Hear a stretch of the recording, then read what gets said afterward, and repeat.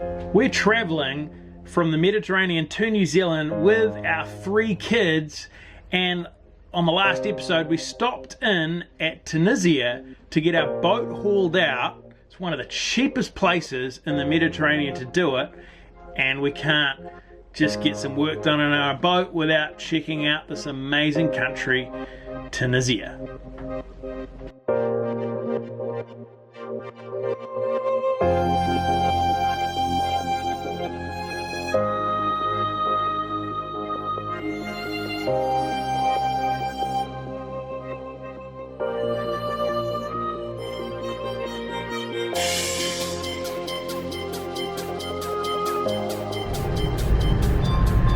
We're off on a bit of adventure to another little town called Sousse, I think. Sousse.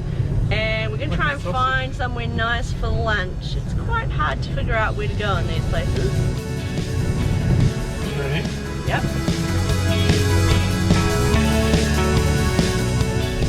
Crazy. I'm going to run over someone. Random lady walked in front of me.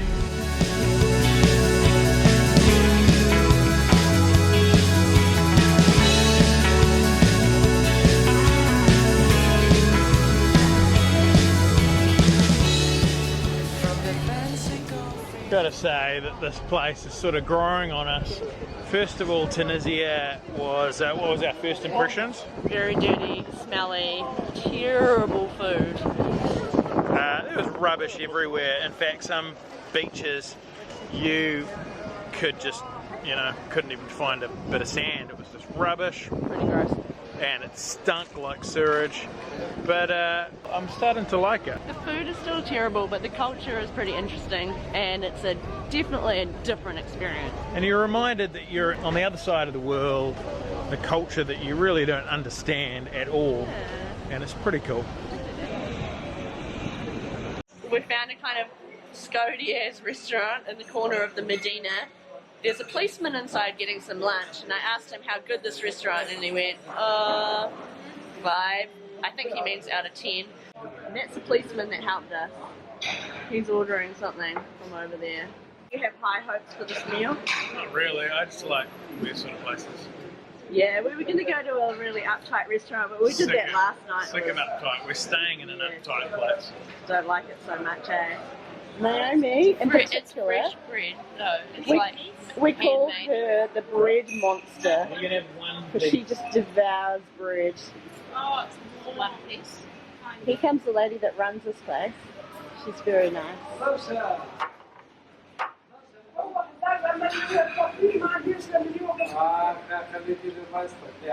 don't really order too much food again. These are just the accompaniments, kind of beans. Crazy spicy. This stuff here is so spicy. Some couscous with some veggies. What's this? Bit of salad. You're gonna eat it. You like spicy, don't you? Yeah. Love. That's good in a country like Tunisia.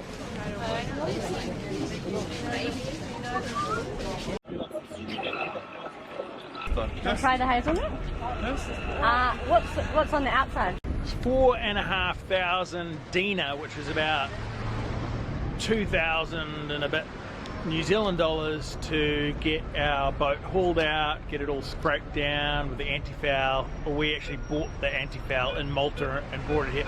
Still very, very cheap. To give you an idea, just the haul out alone cost 100 New Zealand dollars to 200 euro, 200 American dollars, and in just over the ditch there in Italy it cost us 1,500 New Zealand dollars. That's like 3,000 euro, and so it's very cheap here. The problem is with the ATMs is we've got like a limit, and you can only get out 800 dinar, 400 New Zealand dollar a day, and so every day we have to track down an ATM machine and get out as much money as we can.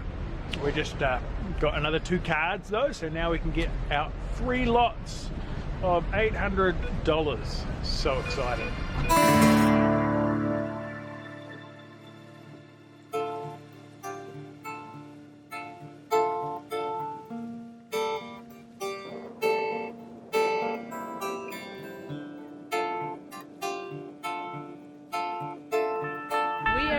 Kairouan, which is a little inland town in Tunisia. We've come to see the Grand Mosque and the Medina and explore.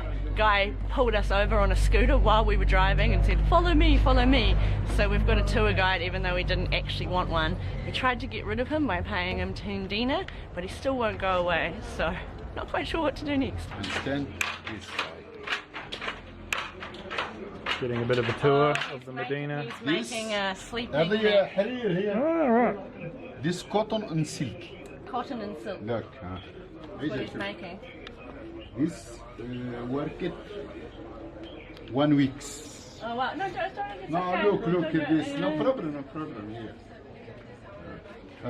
How long? 1 week did you say? This قديش هذه من متر؟ 2 متر 50 1 متر قديش؟ 1 8 minute. متر and 8. Wow.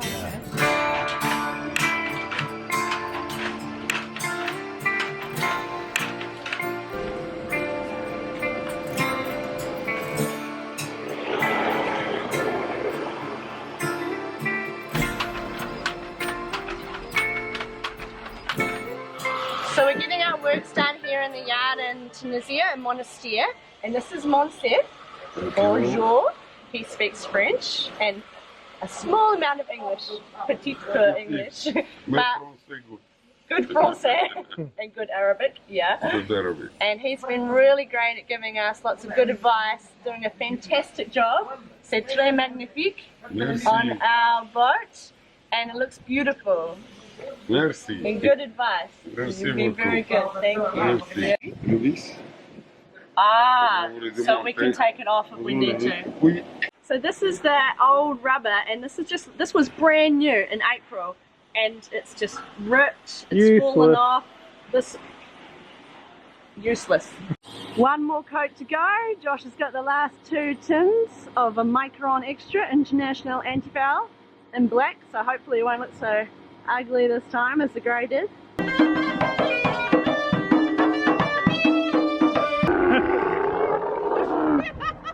Push me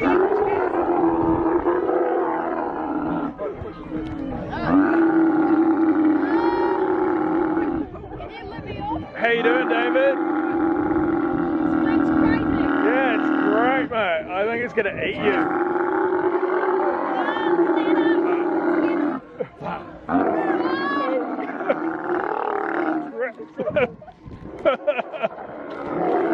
Oh, flip.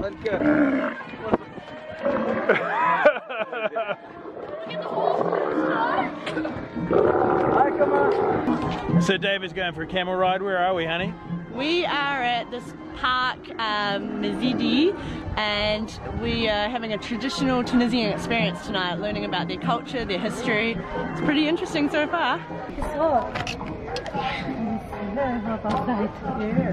Wow.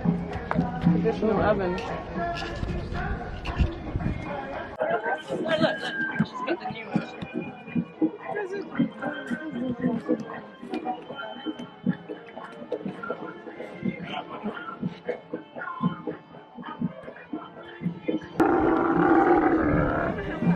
How was that?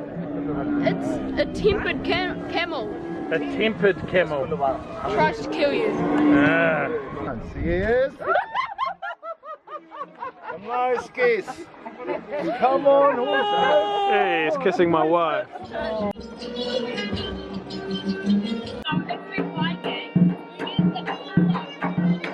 Pétri de rites familiers, rebelle à la tutelle humaine.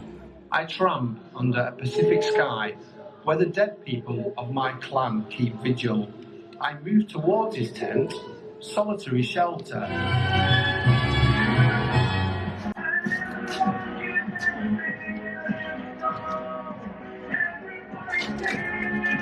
Got the boat all wrapped up because in Tunisia here you can notice that they just drag these strops on the ground and they get filled up with crap, and that would just make a real big mess of our hull. So pretty simple fix though, just put some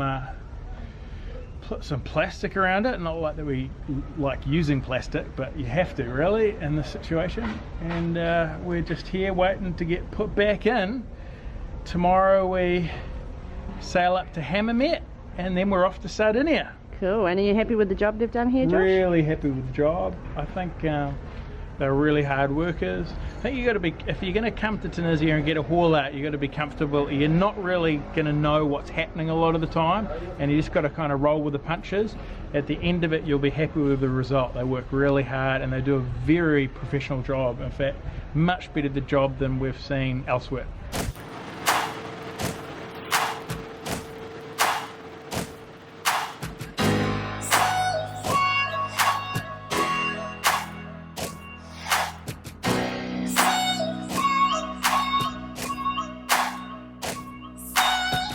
You can make me your scapegoat. You can call me a bastard if you like. I'll be locking up my door, and you can't walk inside this time. I'll be putting on my war paint.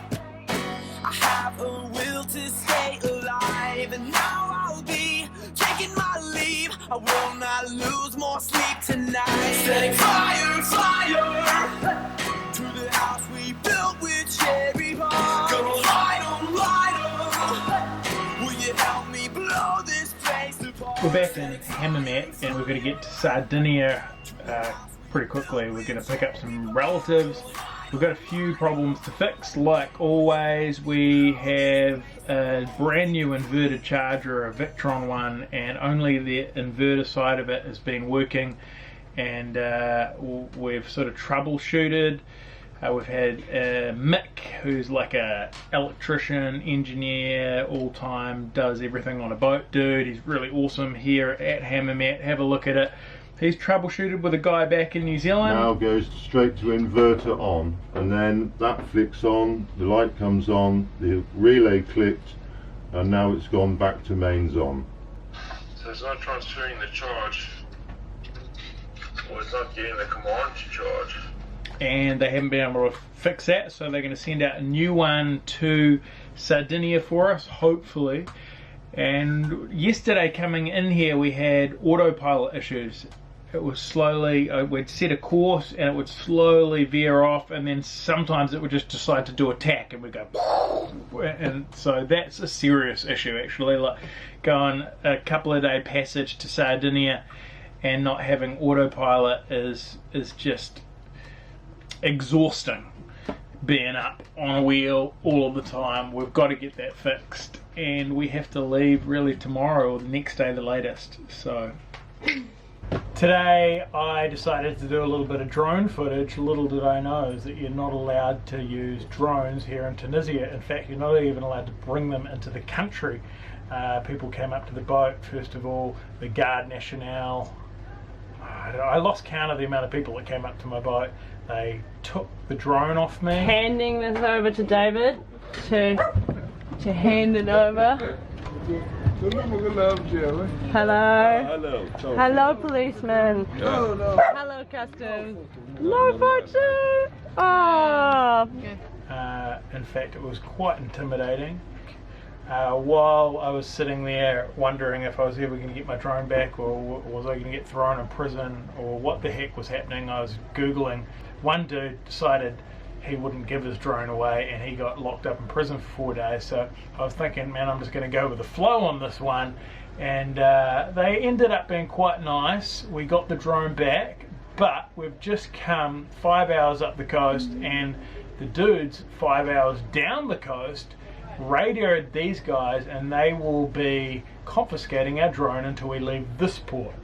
It's insane. It's one of the downsides of coming to Tunisia is it's really bureaucratic and it's quite militant, and it's a little bit scary when you can't speak the language, especially when they decide to flash their guns and load them in front of you, which they always do.